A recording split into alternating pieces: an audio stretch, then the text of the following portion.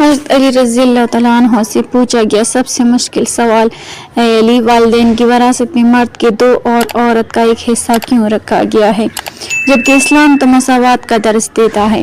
حضرت علی رضی اللہ تعالیٰ عنہ اچانک سے خاموش ہو گئے۔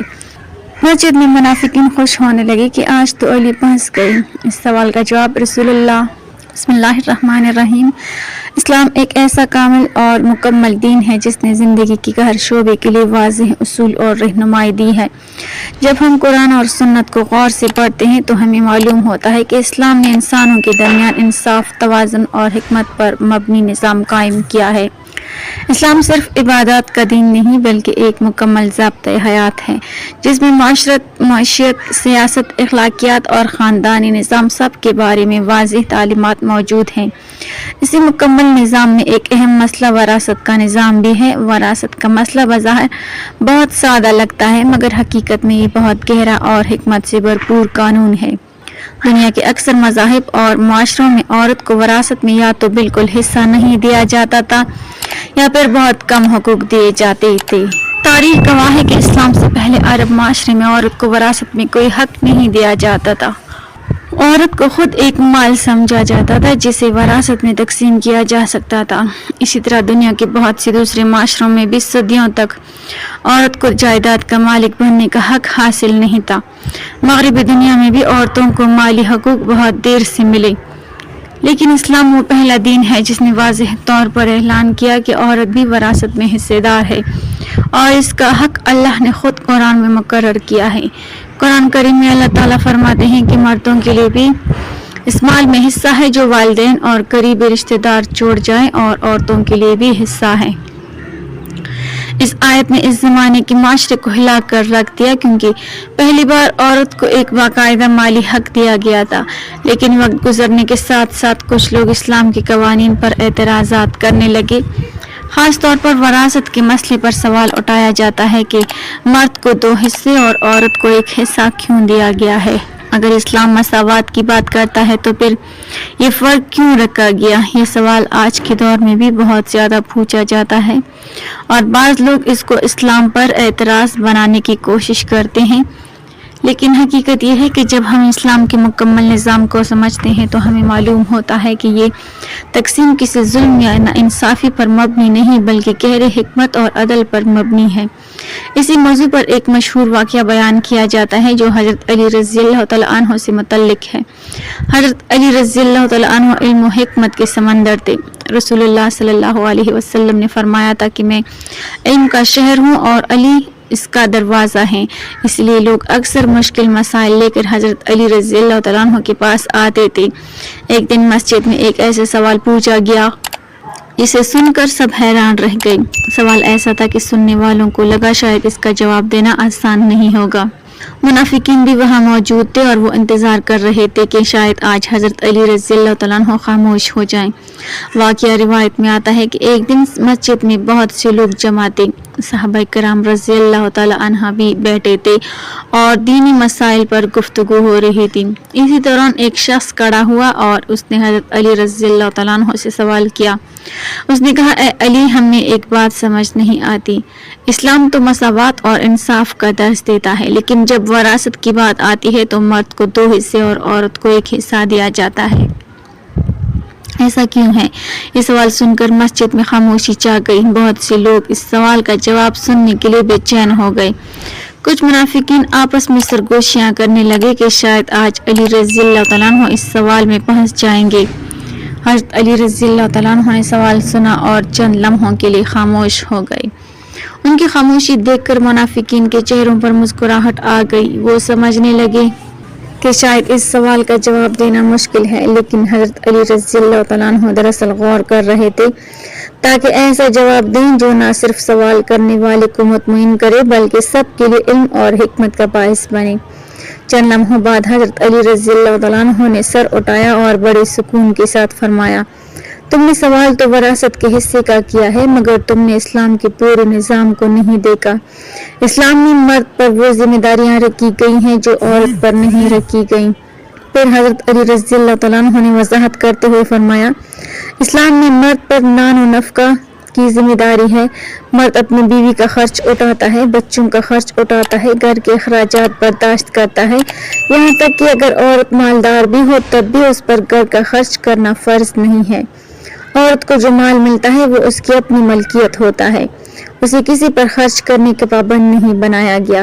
حضرت علی رضی اللہ تعالیٰ عنہ نے مزید فرمایا، سوچو اگر ایک مرد کو 2 حصے ملتے ہیں اور ایک عورت کو 1 حصہ ملتا ہے تو حقیقت میں مرد کا حصہ اس لیے زیادہ ہے کیونکہ اس پر خرچ کرنے کی ذمہ داری بھی زیادہ ہے، یعنی مرد کا مال صرف اس کا ذاتی مال نہیں ہوتا بلکہ اس میں سے اسے دوسروں کا حق بھی ادا کرنا ہوتا ہے۔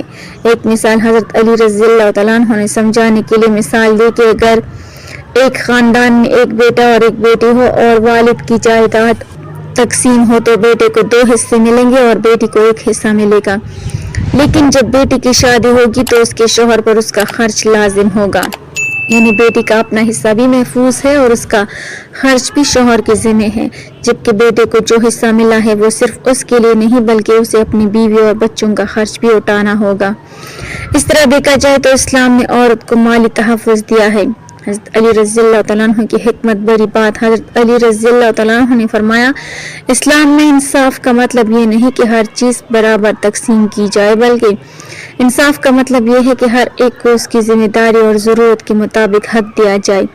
یہ بات سن کر مسجد میں موجود لوگ حیران رہ گئے، سوال کرنے والا شخص بھی خاموش ہو گیا کیونکہ اس کے پاس کوئی اعتراض باقی نہیں رہا تھا۔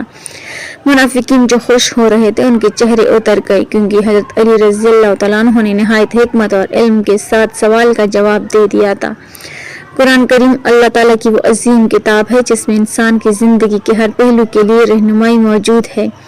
انسان کی پیدائش سے لے کر اس کی موت تک، اس کے معاملات، اس کی عبادات، اس کی معاشرت اور اس کے حقوق و فرائض سب کچھ قرآن کریم میں بیان کر دیا گیا ہے۔ انہی اہم معاملات میں سے ایک معاملہ وراثت کا بھی ہے۔ قرآن کریم میں اللہ تعالیٰ نے وراثت کے اصول خود مقرر فرمائے ہیں، اس لیے مسلمان کے لیے یہ قوانین کسی انسان کے بنائے ہوئے قوانین نہیں بلکہ براہ راست اللہ تعالیٰ کے ایک احکامات ہیں۔ جب کوئی مسلمان یہ سمجھ لیتا ہے کہ یہ قوانین اللہ کی طرف سے ہیں تو پھر اس کے دل میں ان کے بارے میں شک یا اعتراض کی کوئی گنجائش باقی نہیں رہتی۔